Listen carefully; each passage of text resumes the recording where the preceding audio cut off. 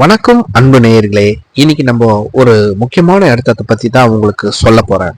அந்த இடம் ஒரு அதிசயமானது, ஒரு அற்புதமானது, ஒரு வியக்கத்தக்கமான இடம். சென்னை நாவலூரை தாண்டோன்னு ஒரு தாளம்பூ நகர். அங்க போகும்போது இந்த கோயில் இருக்கு. இந்த கோயில் பேரை கேட்டீங்கன்னா நீங்க ஆச்சரியப்படுவீங்க. ஆசியாலேயே முதல் முறையாக துன்பம் முடிச்சு அவுக்கும் அன்னை. இந்த கோயிலோட திருவிழாக்கு தான் நான் போனேன். அங்க போய் பார்க்கும்போது தான் பல அதிசயமான தகவல் எனக்கு தெரிஞ்சது. அந்த தகவலை உங்களுக்கு சொல்றதுல நான் பெருமைப்படுறேன். முயற்சி கேகே யூடியூப் நேயர்களுக்கு வணக்கம். இப்போ இந்த கோயிலை பத்தி கொஞ்சம் வரலாறு தெரிஞ்சதை உங்களுக்கு நான் சொல்றேன். அதை கேளுங்க. அந்த பேரெல்லாம் எனக்கு சரியா வாயில வரல.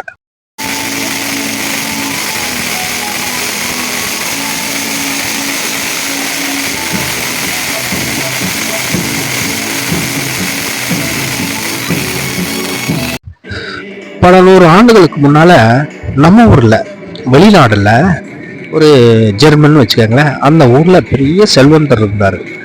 அவங்களுக்கும் அவங்க மனைவிக்கும் எப்ப பாரு பிரச்சனை, சண்டை, சமாதானமே இல்லை. அவங்க ஒரு கத்தோலிக்க கிறிஸ்டின். அவங்க என்ன பண்ணியிருக்காங்க, இது சரிப்பட்டு வராதுன்னு சர்ச்சில் போய் ஃபாதர் கிட்ட முறையிடுறாங்க, பங்கு தந்தை கிட்ட. அவரு இவங்களுக்காக ஜெபம் பண்றாரு. ஜெபம் பண்ணும்போது கத்தோலிக்க முறைப்படி அந்த ஊர்ல வெள்ளை ரிப்பன் கட்டுறது வழக்கம். அந்த ரிப்பன் எடுத்து அவரு மாதா கிட்ட வச்சு ஜெபம் பண்ணும்போது அந்த ரிப்பன் பிரகாசமா ஜொலிக்குது.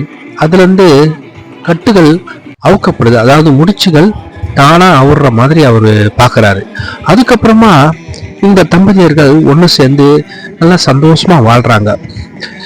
இதனாலதான் துன்பம் முடிச்சு அவுக்கும் அன்னையோட திருத்தலம் நாவலூர் பக்கத்தில் இருக்கிறதுனால நீங்கள் சீக்கிரமாக போயிடலாம். நான் கிண்டிலேருந்து போனதுனால எனக்கு 1 மணி நேரத்துக்குள்ளே ஆயிடுச்சு. கொஞ்சம் டிராஃபிக் அந்த பிரிட்ஜு கட்டுறதுனால. மற்றபடி நேரத்தில் போனீங்கன்னா நீங்கள் சீக்கிரமாக போய் பார்க்கலாம்.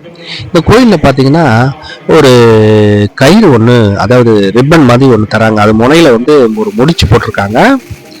அதை எடுத்துகிட்டு போயிட்டு அந்த அம்மாவோட பக்கத்துலேயே ஒரு இடம் இருக்குது. அந்த இடத்துல நம்ம கட்டிடணும். கட்டிட்டு வேண்டிட்டு வந்தால் நம்ம துன்பங்கள்லாம் இந்த முடிச்சு எப்படி அவுத்தாங்களோ அதே மாதிரி அவுந்துரும்ன்ற ஐதீகம், அவுந்துருக்கிறதுனால சாட்சிகளும் அங்கே நிறைய பேர் சொல்கிறாங்க. நான் போனது தேர் திருவிழா டைமில் போனதுனால நிறைய காணிக்கைகளை அவங்க கொடுத்தாங்க. நேர்த்தி கடனை தீர்த்தாங்க. ஒரு இந்து கோயிலில் எப்படி நேர்த்தி கடன்லாம் பண்ணுவாங்க அந்த மாதிரி இங்கே நேர்த்தி கடனை செலுத்தினாங்க. நான் பார்த்தேன். கொடிமரத்து கீழே 2 சேவல் கட்டியிருந்தாங்க. அங்கே இருக்கிற ஒருத்தரை நான் கேட்டேன், இது எதுக்கு கட்டியிருக்கீங்கன்னா இது நேர்த்தி கடன் சொன்னார். மாதிரி நிறைய விஷயம் இருக்கு. இன்னைக்கு நிறைய பேரோட பிரச்சனை, வாழ்க்கையில எவ்வளோ பிரச்சனைகள் இருக்கு. படிக்கிற பிள்ளைகளுக்கு பிரச்சனை, குடும்பஸ்தர்கள் பிரச்சனை, எல்லாருக்கும் பிரச்சனை. அந்த பிரச்சனைகளெல்லாம் நம்ம போட்டிருக்க முடிச்சுகளை, துன்ப முடிச்சுகளை ஒவ்வொன்றும் இந்த அன்னைக்கிட்ட வந்தா அவங்க மெதுவாக அவுத்துடுவாங்க. நம்பிக்கையோட வாங்க, பாருங்க, அன்னையோட அருளை பெறுங்க. மேலும் இந்த மாதாவோட போட்டோவை பார்த்தீங்கன்னா ஒரு வெள்ளை கயிறு ஒன்று வச்சிருப்பாங்க. இந்த சைடு தேவத்தோட இந்த பக்கமும் அந்த கயிறை பிடிச்சிட்டு இருப்பாரு. அங்க அன்னை அந்த முடிச்சு அவுப்பாங்க. அண்ணாண்ட சைடு இருக்க தேவதூதர் அந்த ரிலீஸ் பண்ணுவாரு. இது ஆசியாலேயே இங்க தான் இருக்கு, தாளம்பூர்ல தான் இருக்கு. அந்த நாவலூர் பக்கத்துல இருக்க தாளம்பூர் என்ற ஊர்ல இருக்கு. எனக்கே இப்பதான் தெரியும். நிறைய பேருக்கு இது தெரியாது. இந்த வீடியோவை நிறைய பேருக்கு ஷேர் பண்ணுங்க. நீங்க கண்டிப்பா இந்த கோயிலை பாருங்க. அங்க அந்த கயிறை வாங்கி கட்டுங்க. நீங்க நினைச்சது கண்டிப்பா நடக்கும். உங்க கஷ்டங்கள்லாம் தீரும்.